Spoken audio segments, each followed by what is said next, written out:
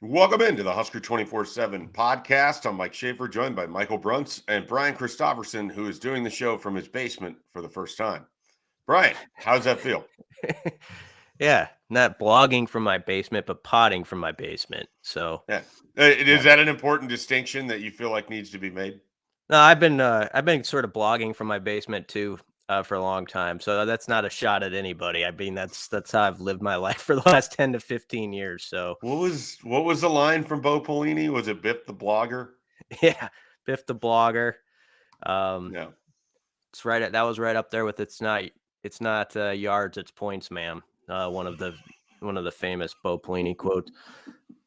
All right, let's talk about yards and points and how there wasn't that many of either of them in Nebraska's spring game on Saturday. Michael Bruntz, where do you want to start? Give me an impression, something you thought during, after, before, way after, whatever about Nebraska's 2023 spring game. The young defensive talent's kind of fun. That was a big one. I was on the field or on the sidelines taking photos, and you don't really get a good sense of what's going on at the time. But I went back and watched it, and it was confirmed that during the game I was like, man, Princewell and Cam Linhart and Kai Wallen, these guys are all over the place. Yeah. And that was confirmed. That's a good sign for this defense, I think. Yeah, I think that fans have every reason to be excited about the 2023 defensive line group or edge group or whatever they're supposed to be called. You have Maverick Noonan and Princewell and Cam Linhart making plays early, Kai Wallen, and then Vincent Carroll Jackson and Riley Van Poppel were down there on the sidelines, and there's, I think, reason to be excited about that group. All right, BC, give me an impression that has nothing to do with the young defenders. Okay. Well, this is in the category of if your mom tells you something, go get another source still. And I think everybody kind of knew with the quarterbacks, okay, it's, Jeff Sims has to be probably separated from the rest of this crew, right? And if there's anybody who can get him, it's the guy who's not practicing, Casey Thompson. There was your confirmation with our own eyes that, Sims is just above those guys. I mean, the passing game was way crisper when he was in there. I think the other guys were, what were they, 17 of 41 or something like that, throwing the ball. And Sims with 9 of 13. I would count 2 drops among those 4 incompletions he had. I thought he looked pretty sharp. And, as Rule said in the post game, he's a passer who happens to have great, he said 4.4 speed, whatever it's clocked at. He said that's what he is. He's not just a runner who can also throw it. So, I thought it was a good debut in front of the Husker public for Jeff Sims. Yeah, I think going along with Jeff Sims, Billy Kemp is going to be pretty helpful for Nebraska's wide receiver core. I mean, he only had 2 catches, but there's something about what he kind of showed on those 2 catches. I think it's going to be a different kind of helpful than Samari Toure and Trey Palmer were for Nebraska. Those guys had real big play potential, could flip the field. I wouldn't be surprised if Billy Kemp could just pile up a bunch of receptions. I mean, working underneath defenses. And then he's quick too. This isn't a guy that, is going to catch it and immediately go down. He has the ability to make some things happen after the play too, or not after the play, but after the catch. And so I came away impressed by him. I'm still worried about Nebraska's pass catchers overall and what feels like the lack thereof of them. But I think that Billy Kemp has made me at least feel like they've got a top option, and then you throw in Marcus Washington right there, and that's a pretty solid 1-2. I am less concerned about the top of the wide receiver room than I am now about just sort of the depth and whatever else they can offer in this passing attack. So that's one of the takeaways I had. Let's kind of get into direct things. Michael Bruntz, I know that if being down on the sidelines, because I totally get that, because there's times I walk away from a high school football game and I don't really know what I watch. But what do you think of Nebraska's offensive line? You probably got a better view of it in the second half when you're up in the press box. But what kind of, if anything, stood out with Nebraska's offensive line?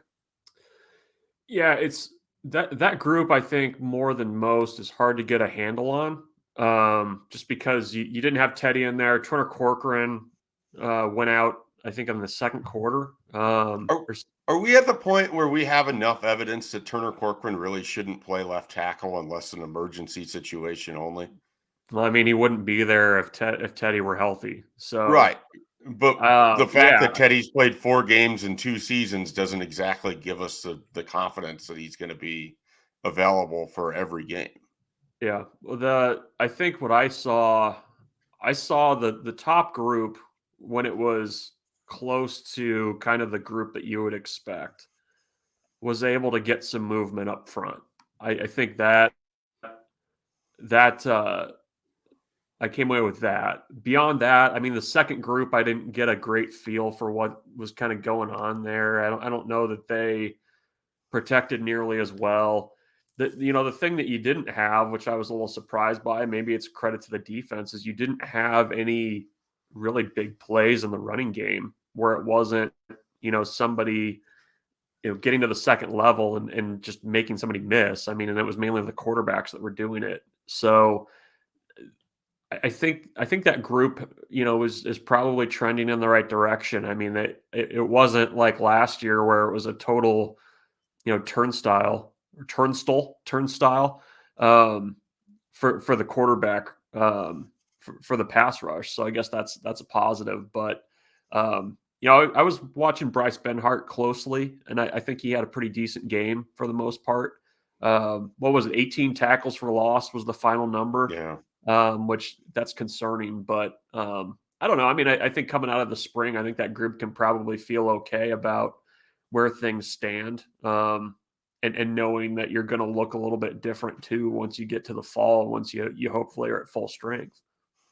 BT, we got our first real glimpse of the 3-3-5 defense that Tony White wants to run. We don't know that it's going to be exactly this or that personnel, but from a schematic standpoint, or just getting your own eyes on it for an extended period of time, what thoughts do you have on the 3-3-5 and what it could be for Nebraska next fall? Yeah, first off, I thought if this were one of those scrimmages that was sort of behind closed doors, and then the head coach comes out and talks about it, I think it would have been described as the defense winning the day, even though, so if you put up the 125 plays, I mean, after the first quarter and a half, they really had it on lockdown. And I like the aggressive nature of it. We were told that's what it was going to be. And again, there was confirmation of that. I think for even a spring game, I'm sure they didn't take everything out of the cupboard, but I think you saw some variety in like what they were doing and how they probably challenged this offense throughout the spring with different fronts, stunts, whatever, that they were going to have to process mentally.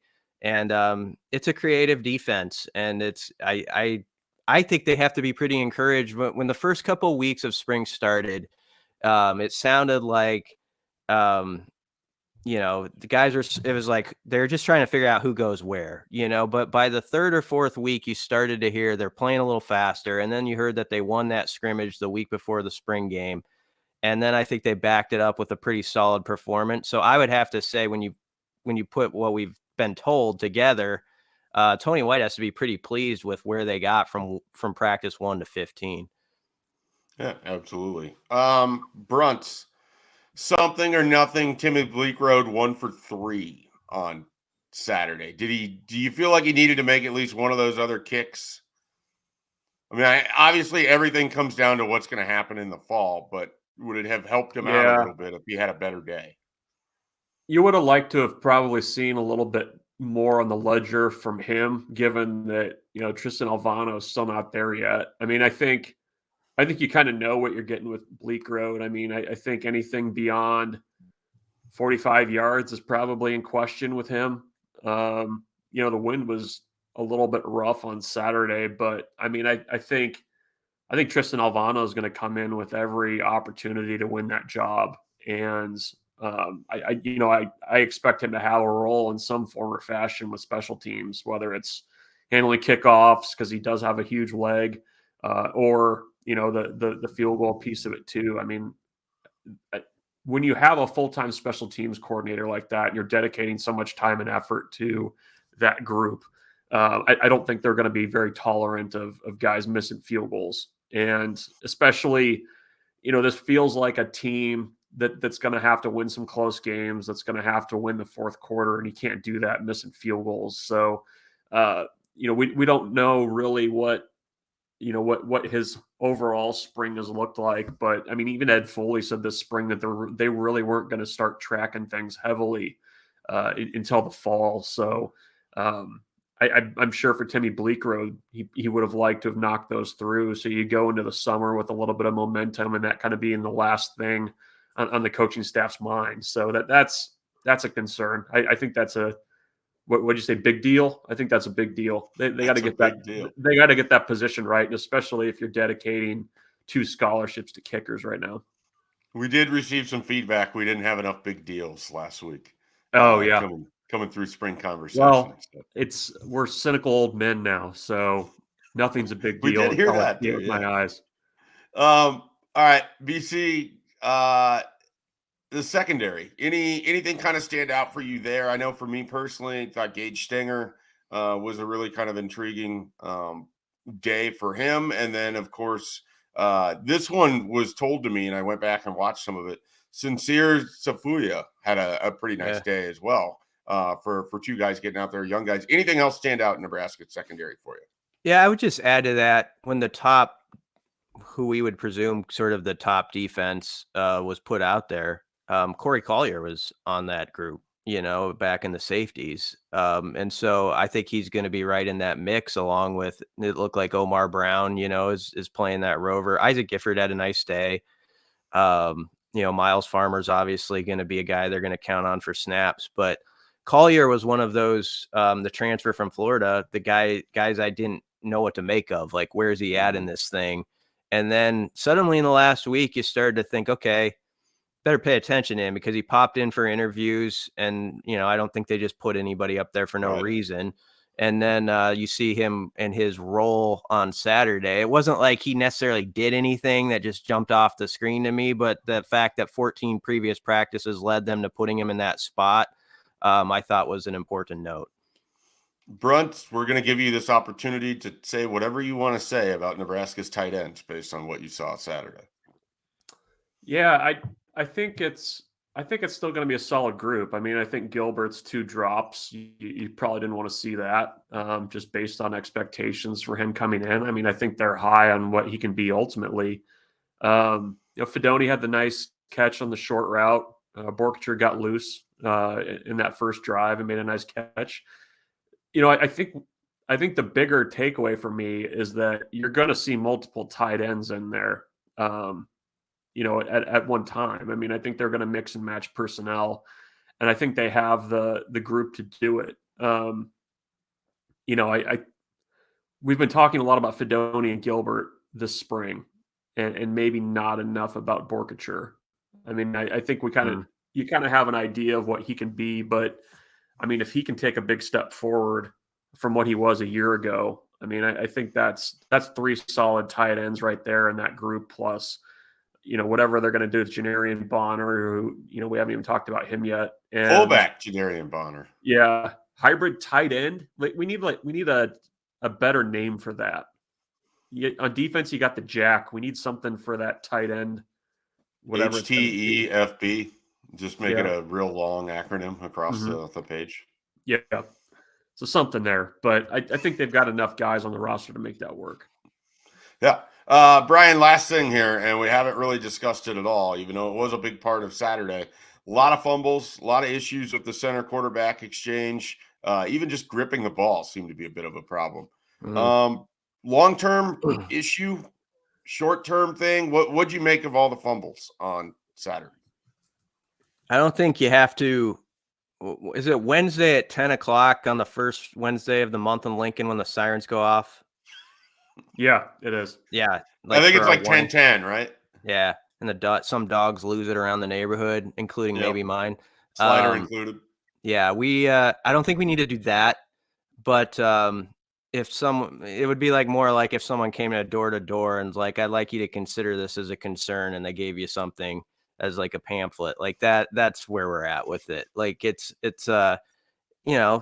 something that you can't dismiss, not only because it happened this scrimmage, but in the Saturday before, it sounded like it was an issue from what Rule told us. That said, I think Piper brought this up in the story you had, Schaefer. There were a lot of moving parts, and that contributes to it. And you have a young center at one of the spots, and who had a good spring, but Justin Evan Jenkins. And so he's snapping to different guys. And but yeah, that kind of was the cleanup in aisle 5 part of the scrimmage that was a little disappointing. The turd in the punch bowl. Yeah, you could tell, and Rule was legitimately disappointed. He said if it weren't a public deal, that's where you throw the headset, and but it was, so he kept it. Did you guys it seemed like there was just like 4 possessions where it got super, super bad, and then it kind of got okay. Is that fair? Well, you had fumble. So yeah. I mean, I think that speaks to what you're talking about. The thing that was startling to me is how many times it felt like Jeff Sims would come out from the center and not have like the ball. He'd have to re-grip it to get it to how he wanted it. Like there's something with that exchange that was not working in the way that I think they wanted. And I don't know what it was, because that's obviously, Ben Scott, Jeff Sims, they've probably been working together this whole spring. And it could have just been a bad day. I don't want to make too much of it, but it felt very noticeable to me.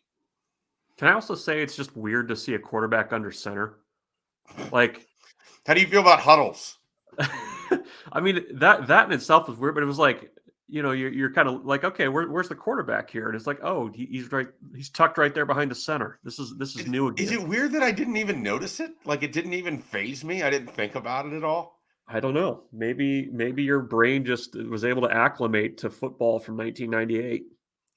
Well, I do watch the Minnesota Vikings, so that's true. I got that going for me.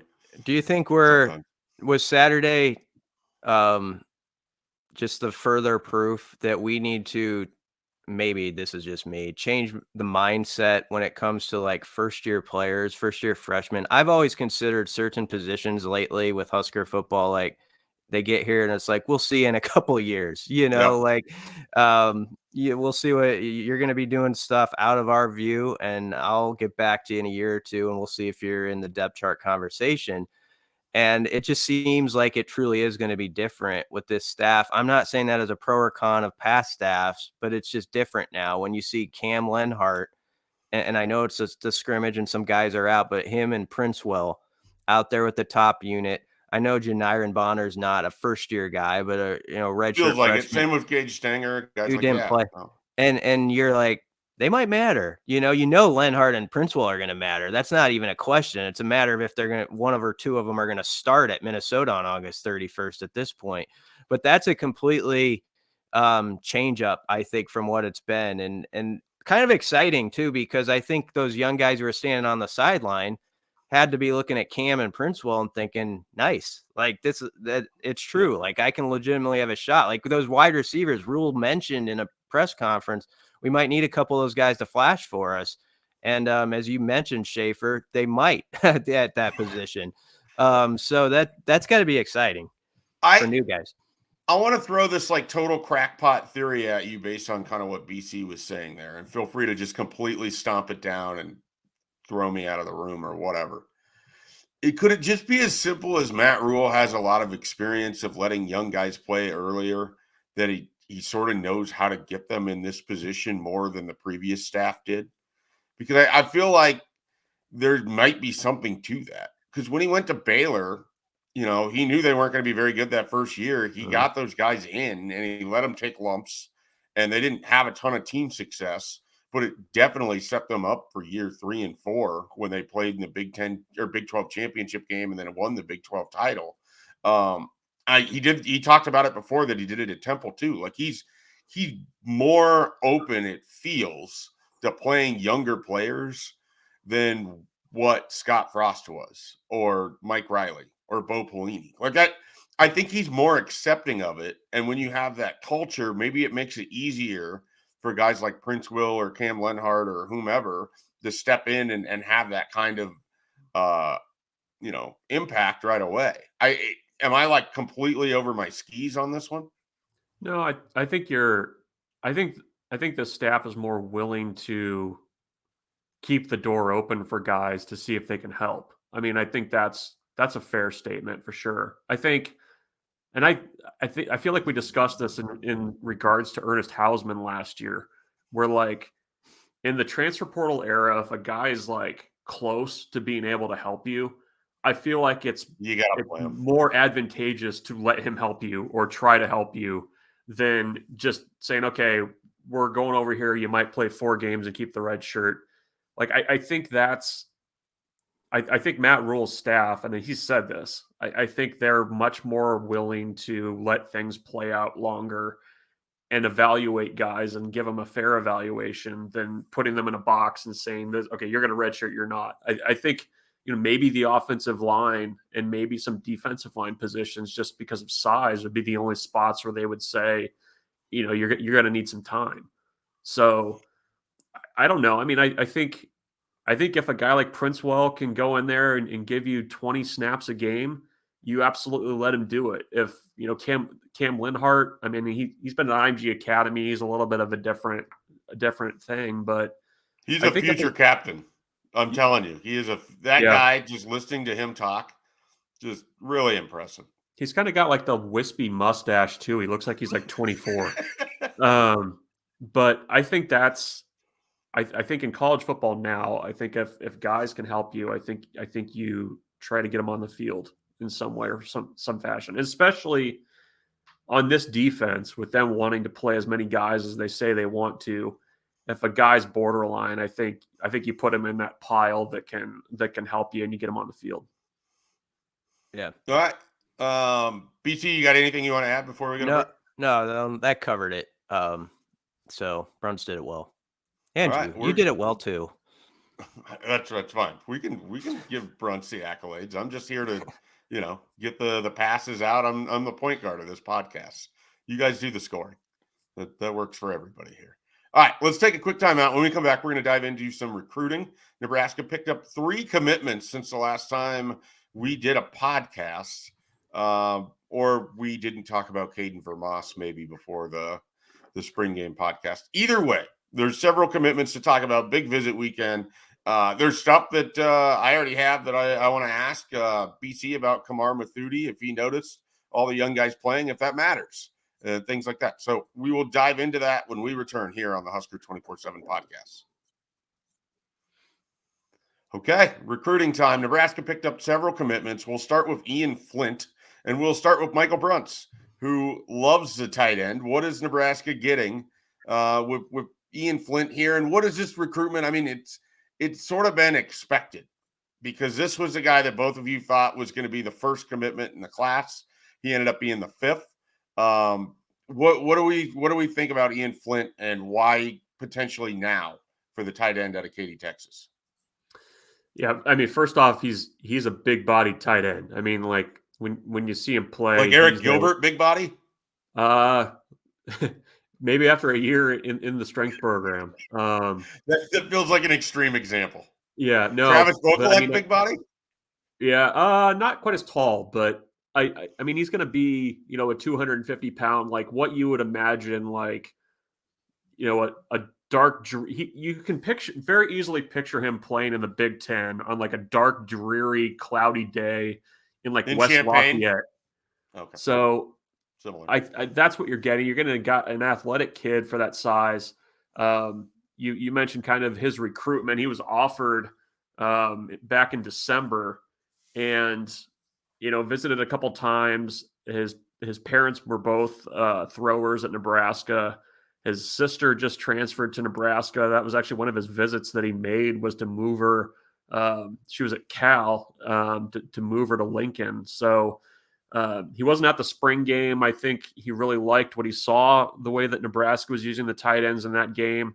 And I think that kind of, was the last push to get him to jump in. And, we've talked about it on this podcast that, tight end is a spot that I think Nebraska can really, put together some solid recruiting at. And, you still have Carter Nelson out there as a top target, but Ian Flynt is a little bit different tight end, a little bit bigger body, a guy that, you can put in there with those 2 tight end sets and really kind of wreak havoc with in the run game.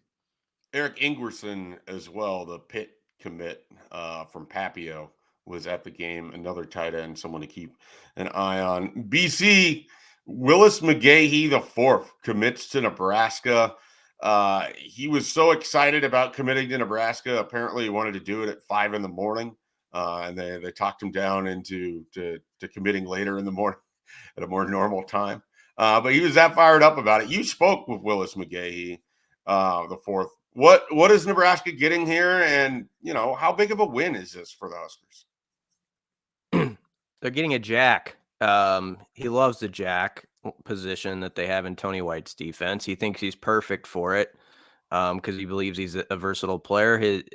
He is on his high school film.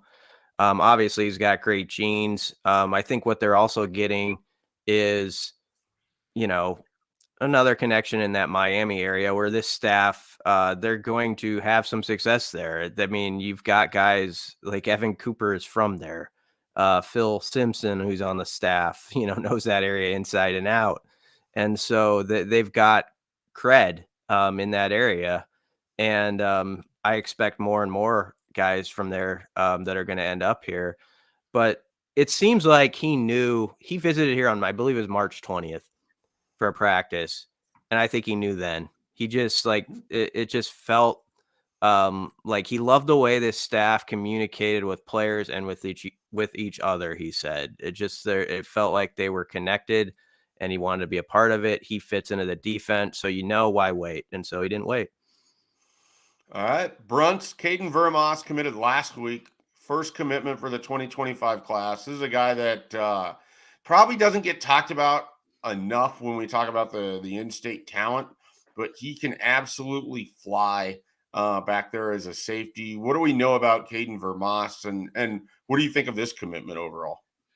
Yeah, I was surprised that it was as early as it was. I think he would have been, when he was offered, I probably would have put in a crystal ball if he weren't a 25 recruit. I mean, he's from a family that, of Nebraska season ticket holders. It's been his dream school for a long time. I think he's actually a really, really good fit for a 3-3-5. They see him as kind of a safety rover type defensive back. And it was funny. I mean, he took other visits, went to Iowa State, went to Northwestern. I think that Northwestern trip, I think, was kind of clarifying for him that maybe he didn't want to go as far away from home as maybe, what some of his offers were going to be. So basically said to Nebraska, hey, I need to meet with you guys. Went down there on Thursday at noon and committed in person to Matt Rule and some of the assistant coaches. And, I think that, he's the type of talent that, Nebraska looks at and says, okay, we can win with guys in this region and we can find guys that fit what we do. And, I think getting him in early on, that's a good start for that class. And I think when you kind of look at where Nebraska's at with their recruiting, calendar, so to speak, they're probably still a little bit behind on 24. I think 25 is where you can really start to see some of the results of the work that they're doing. And I think, getting VerMaas before you had the spring evaluation period where I think you probably would have gotten a few more offers. That's a big one. And he's all in. I mean, he was, walking around on the sidelines before the spring game, talking to recruits. And so that's a big one. And I believe he's the first Millard North, Nebraska scholarship recruit since Sean Fisher in 2008. So sounds about right. It's been a while. It's a big story for the Hoofbeat. Yeah, I'm sure they're all over that. If I have my druthers, they've got that covered wall to wall. Millard North has produced far more journalists in that time than they have FBS scholarship players, apparently. So, BC, you talked with Kamar Mathudi. I mentioned, what stood out with him. This is a guy I know is high on Nebraska's board. Yep. I'm curious if he is high on Nebraska based on that visit. Seems so. But this is why I feel really good about saying that too, because he was candid in saying he didn't really want to come here, like on the visit. To start, like Tony White convinced him that you should take a look at this. But he basically said, I was expecting to not be excited about it. That was his quote. And he was excited about it. And so much so that he told me that he plans to come back in September, for an official visit. So that's pretty good. Now, the thing that stuck out to me was he was watching Tony White and the defense closely, and he said those guys really play for him already. Like, they rally around him, and just the way they interact and stuff. He made a point of, like, that tells him a lot about sort of the player coach relationship that's built in a short amount of time. And he said that doesn't happen a lot in year one. He's a very astute guy, and would be a great addition, I think. Because you know how some guys, when you do these interviews where you talk to him, you're just like, man, that guy's sharp. Yeah. He's that way. Like, one of those guys.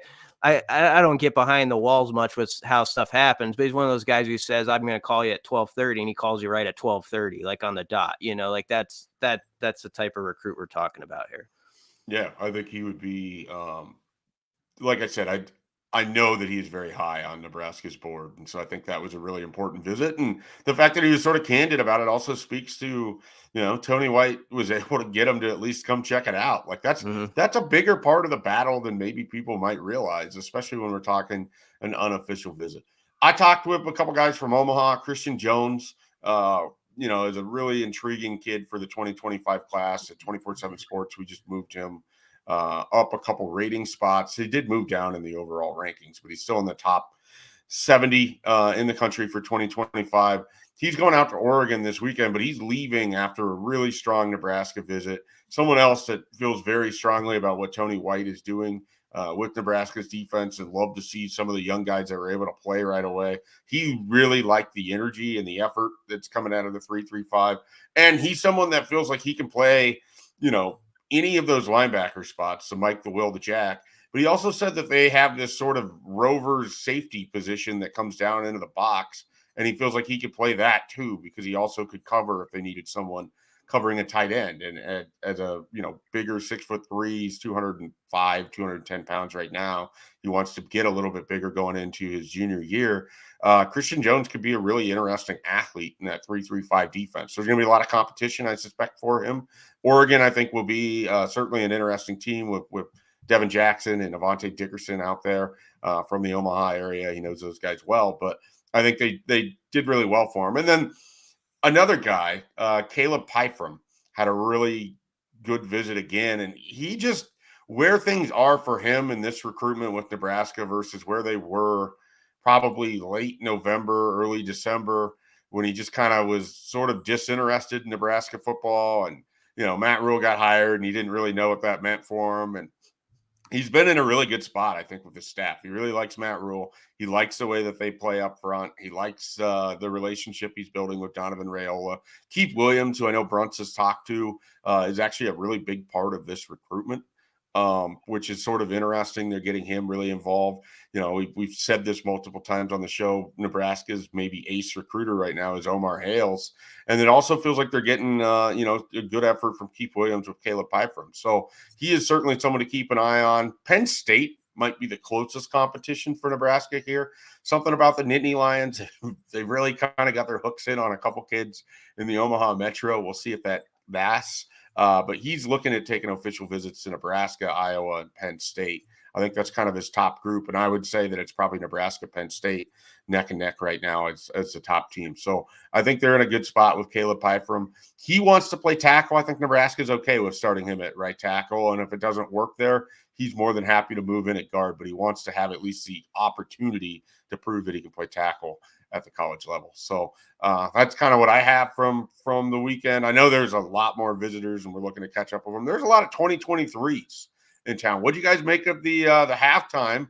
No drug pledge this time, but they had all the 2023s out there introduce themselves during halftime. And so, or at least everybody that was able to make it out. And I don't know if they had the entire class, but I would say they had probably 85 to 90% of the people there. I mean, that was really impressive.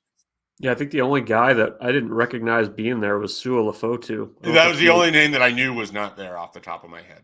Yeah, no, The drug-free pledge is dead, and they did it a couple of years ago where they had I think last year they had the incoming class out there introduced. Oh, right. Okay. I didn't know that was a thing they were doing. Yeah, they did it. They got the whole class out there, I'm pretty sure. And I guess they got tired of kids just running around during halftime playing catch while everybody did the drug-free pledge. So we all know a media member that once was out there as a youngster and just dropped his pizza and left it on the field for the start of the second half at midfield. So if he's listening to this podcast, he'll identify himself. That's very specific. Yeah. Well, and then you had Frank get honored. That was pretty cool. Yeah. Got Frank on the mic, and they're going to name the locker room after him. But I guess we haven't even talked about what did you guys make of the whole thing with the whole weekend? I thought it was pretty cool, actually. I know, Schaefer, you were a little iffy on why it needed to be done, but I mean, I'm not. We don't have to spend a lot of time on this. I don't think he got a raw deal. I think it was okay that they moved on from him. I think it was entirely his choice that he didn't want to come back to Nebraska. But at the same time, I think I'm glad they mended the fences there if that's what needed to be done. And it was a cool experience for him. I thought the 45-yard line was a nice touch, more so than maybe random people on Instagram, as Bruntz pointed out to us on Saturday morning. And I thought the Janiran Bonner first play carry, and Bonner kind of talking about it and just being like, yeah, I got told the day before that this was going to happen. And he thought it was pretty cool. I thought that was neat. Like, I like that. Like, that's a good use of the spring game right there. Everything else, we don't need to relitigate 2003. Again, I think Frank Solich had a fine tenure here. They won one conference title. Great. We don't have to act like, this was a complete disservice. That's just my opinion on it. Got it. It was good to hear from him on Friday. I thought he was really reflective on why he hadn't come back, and kind of the realization that he needed to and to kind of move on from it. I thought that was nice. You had the stuff with the old players coming in to see him. I mean, it's very obvious that he means a lot to a lot of former players, and I guess I was a little bit surprised by that, like the reaction and the strong feelings by a lot of former players, and not even guys that were running backs. We're on the team when he was just coaching running backs. So I thought that was cool. But yeah, I mean, I don't know. I mean, you got a new Herbie, you got, Frank Solich addressing the curse directly, that there is no curse. And so I don't know, maybe that's just what, that's the balm that Nebraska football needed for the weekend. He handled that question pretty well, I thought. He knew it was covered. Yeah, did he? When it was asked, and it was one of those in the room where you're like, "Oh, okay, what's going to happen here?" And yeah, he handled it well. I thought the Frank stuff was cool. I think real quick with Solich, the thing everybody always dwells on, like the 6-year head coaching part. I think the thing that makes Frank so significant is just how many hats he wore. Like even when we were doing that recruiting series, on the various states. And we're doing New Jersey, and you're realizing, like, man, Frank was like huge in like the big dogs out of New Jersey, like Irving, Fryer, Rozier, all those guys. Like, he was central in getting, and there was a lot of like guys like that over that time that built those championship teams. And then when you take in that he coached the freshman team, and then he was at Lincoln Southeast for 10 years and Omaha Holy Name. It's sort of like this Nebraska. It's more about coaching in the Nebraska area as a football guy. I think for 40 some years, that probably is why people feel the way they do. All right. Anything else you guys want to get to before we close up shop here today? Well, we'll probably end up talking portal on Thursday because it portal and draft might get a little hot and heavy with the portal in the next couple days. So look out for that. This one's called Hot and Heavy. Yeah. Can anyone get hot and heavy after half of Colorado's roster entered the portal? Well, they don't have any returning scholarship wide receivers, which is kind of remarkable. Like, they're basically going to have spring ball again in fall camp. I'm not picking games here of what's going to happen on September 9th or anything, but that's an interesting thing they're going to do. Yeah. I mean, that's like, hey, let's do spring over again with a completely different roster in August. That's a challenge that's in front of them. All right, BC, save those thoughts. We're gonna dive into that next Thursday. Let them marinate a little bit, maybe add to them, and we'll come back to you on this on Thursday. For Brian Christopherson and Michael Bruntz, I'm Mike Schaefer. We're Husker247. Be sure to check out everything we got going on at Husker247.com. Plenty more recruiting coverage from the weekend coming. Plenty of recruiting coverage in general, because you guys might have forgot this. I sometimes forget this. The coaches can be on the road out recruiting. Evaluation period has already started.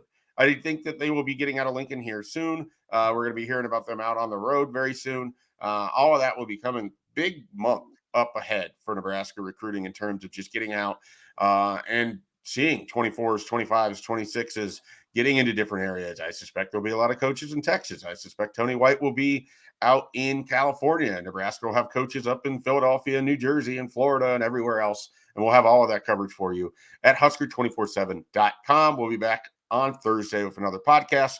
We'll catch you next time.